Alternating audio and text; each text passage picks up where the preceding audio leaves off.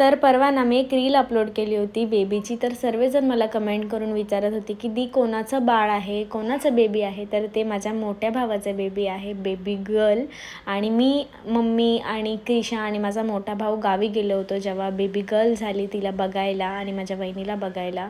तर हे baby girl आहे आमची क्यूट. आणि 3च दिवस झाले, 4थ्या दिवशी तर आम्हाला अर्जंट घरी यावं लागलं. 1 वीक राहणार होतो पण नाही राहू शकलो, कारण की क्रिशाची तब्येत अचानक खूप जास्त बिघडलेली. तिला उलट्या वगैरे झाल्या, जुलाब वगैरे होत होते. म्हणून मग तिथे न थांबता म्हणजे काही रिस्क नाही घेतली, लगेच निघून आलो. आणि बघा एका हफ्त्यात ही अशी हालत झाली घराची. कबुतरांनी इतकं घाण केलं आहे ना.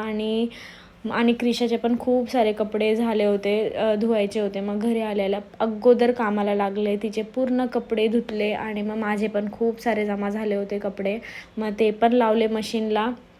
खूप जास्त काम होतं आणि इतका कंटाळ पण आलेला ना. पण ती सगळी घाण बघून मला बिलकुल थांबू नव्हतं वाटत. म्हणून म्हटलं चला, क्रिशाला अंघोळ वगैरे घातली, मी पण अंघोळ वगैरे केली आणि तिला झोपवलं होतं. म्हटलं तिला झोपून माझे तेव्हाच कामं होतील.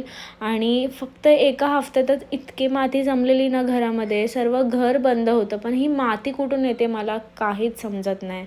नंतर मग सगळं आवरून झाल्यानंतर मग मम्मीकडे गेलो आणि मिरवांचं तर रिॲक्शन, फक्त 5 मिनटासाठी खुशी होती त्याला क्रिशा आली आहे म्हणून. नंतर तो तिला नुसता मारत असतो.